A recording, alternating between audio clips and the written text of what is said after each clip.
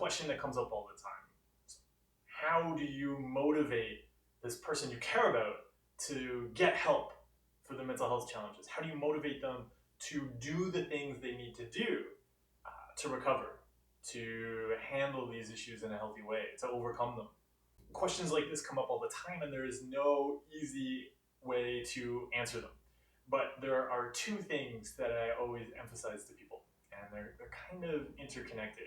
The first thing that I always suggest to people is that they ask themselves, so how would I motivate this person, or any person, to take care of their physical health and fitness? If you're really out of shape, you haven't been exercising, you're in really poor physical shape, and people around you are starting to notice that it's taking a toll on your physical health, that it's interfering with the things you can do in life, they may want to help you. How could they help you? If you saw somebody whose physical health was interfering with their life and was affecting them physically, and it was causing all sorts of medical problems, how would you convince them to start to take care of their physical health? Because the road ahead for them is going to be very difficult. It's going to be very complex. Going from a place of very poor mental health to a place where your mental health is in great condition is a very difficult, very long, and very complex process. It is no different than the journey somebody has to go on from a state of very, very poor physical health to a state of great physical health.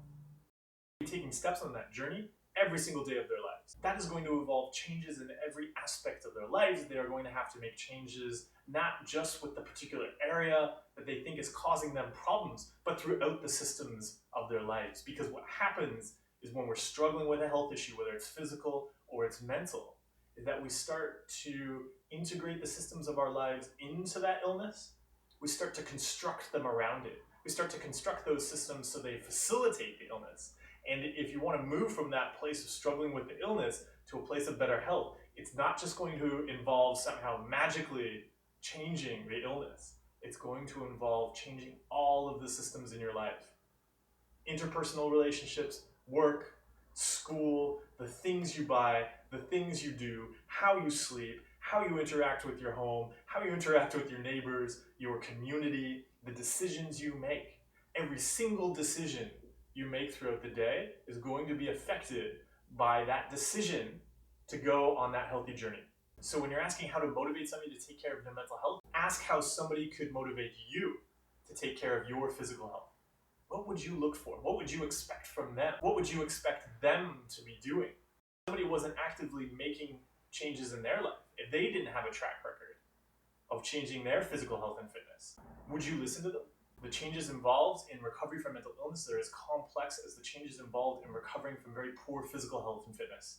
The other thing that I always emphasize is that people make sure they are taking care of themselves first of all. Make sure that you are taking care of your mental health. Make sure that your mental health is in great shape. There are so many analogs for this we see around us. I mean, it's just like when you're on the airplane, always put your oxygen mask on before trying to help somebody else put their oxygen mask on. When it comes to somebody who's drowning, you always have to be very careful that if you jump in the water to rescue them, now there's the risk that you're going to drown. There's also the risk that they're going to pull you under.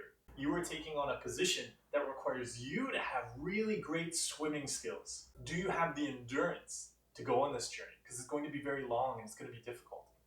Do you have the awareness to understand where this journey is going and the different skills you're going to need along the way and the different supports that can help you with that journey? So it's wonderful that you are asking these questions, that you're trying to figure out how to help that person you love get to where you know they want to be, how to help them on that journey to better health, how to stop enabling the compulsions, how to stop enabling the illness and start supporting health. As you develop a better understanding of your own mental health and what it takes to change in your own life, that's not only going to set a great example for those around you, but it's also going to give you a deeper understanding that you can share with others.